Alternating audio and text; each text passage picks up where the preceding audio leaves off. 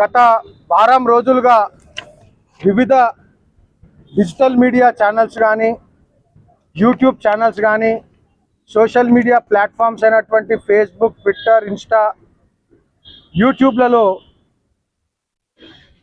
బండి సంజయ్ గారి పైన వారి కొడుకుకు సంబంధించినటువంటి కేసు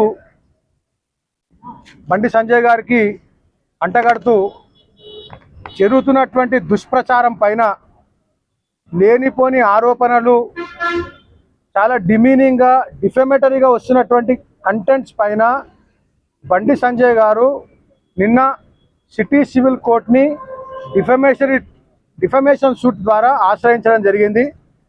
ఆ డిఫమేషన్ సూట్లో 2 పిటిషన్స్ ఫైల్ చేయడం జరిగింది ఐఏలు.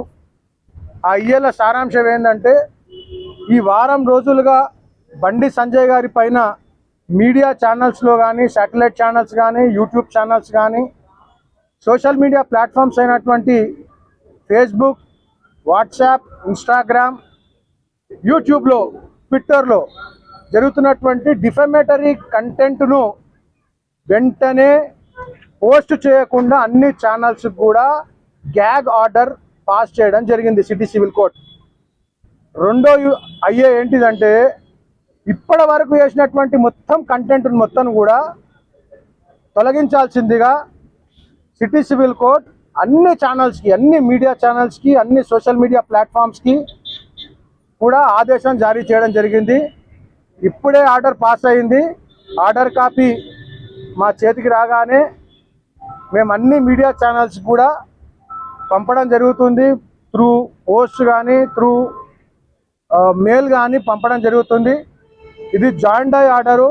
దీంట్లో పేర్కొన్నటువంటి వారి పేరే కాకుండా ఎవరెవరైతే రకరకాల పేర్లతోటి ఛానల్స్ నడుపుతూ ఉన్నారో, రకరకాల పేర్లతోటి యూట్యూబ్ ఛానల్స్ నడుపుతున్నారో, ఫేస్బుక్లలో పోస్ట్ చేస్తున్నారో, ఇందులో పేరు లేకున్నా కానీ వారందరికీ కూడా ఈ గ్యాగ్ ఆర్డర్ వర్తిస్తుంది. ఇది ఒక బ్లాంకెట్ ఆర్డర్. కాబట్టి ఎవరు కూడా ఈ నిమిషం నుంచి బండి సంజయ్ గారికి వారి కొడుకు పైన ఉన్నటువంటి కేసును ఆపాదిస్తూ డిఫమేటరీ కంటెంట్ను పోస్ట్ చేయడానికి వీలు లేదు. అలాగే ఇప్పటి వరకు పోస్ట్ చేసినటువంటి కంటెంట్ను కూడా వెంటనే తొలగించాల్సిందిగా, లేని పక్షంలో వాళ్ళందరి పైన కూడా పోస్ట్ చేసినటువంటి కంటెంట్ను డిలీట్ చేయకపోయినా వాళ్ళందరిపైన కంటెంప్ట్ ఆఫ్ కోర్టు కింద చర్యలు తీసుకోబడతాయని చెప్పి మీ అందరికి కూడా మీడియా సమక్షంలో అందరికి కూడా తెలియజేయడం జరుగుతుంది. ఈరోజు హైకోర్టులో విచారణ జరిగిందా? ఈరోజు హైకోర్టులో ఉన్నటువంటి పిటిషన్ ఇంకా విచారణకు రాలేదు. అది రావడానికి ఇంకొక గంట సమయం పడుతుంది.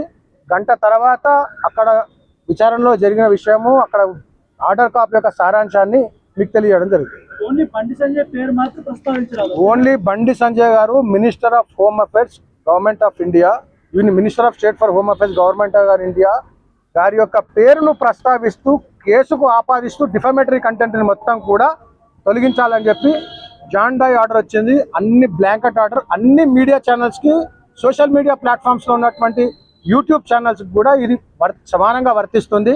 ఎవ్వరూ దీంట్ నుంచి తప్పించుకునే ఆస్కారం లేదు. అన్ని కంటెంట్ను కూడా వెంటనే డిలీట్ చేయాల్సిందిగా ఆర్డర్ ఉంది. హైకోర్టులో వాదనల తర్వాత పోలీసులు ఎంక్వైరీ చేస్తే ఈరోజు బాలిక మైనర్ అని తెలియదు. దానిపైన ఇంకా సబ్జుడైజ్ ఉంది. కోర్టు విచారణ మొత్తం చేసిన తర్వాత పోలీస్ వాళ్ళు పబ్లిక్ ప్రాసిక్యూటర్ తరఫు నుంచి ఏమేమి సాక్ష్యాలు పెడతారో, మా దగ్గర ఉన్న సాక్ష్యాలు మేమేం పెట్టబోతున్నామో ఇవన్నీ జరిగిన తర్వాత కోర్టు విచారణ చేసిన తర్వాత ఇచ్చిన ఆర్డర్ పైన మేము మీ అందరికి కూడా మళ్ళీ వచ్చి బ్రీఫింగ్ చేస్తాం. 15వ తేదీ రోజు హాజరవుతాను పోలీసుల ముందు కూడా భగీరథ ఒక లేఖ ఇచ్చారు. ఈరోజు 15వ తేదీ. 15వ తేదీ కావడానికి రాత్రి 12 ఉంది. కాబట్టి అప్పటి వరకు ఆర్డర్ కోసం వెయిట్ చేయండి. Thank you. నైట్ వరకు అటెండ్ అవుతారా భగీరథ? ఆర్డర్ వచ్చిన తర్వాత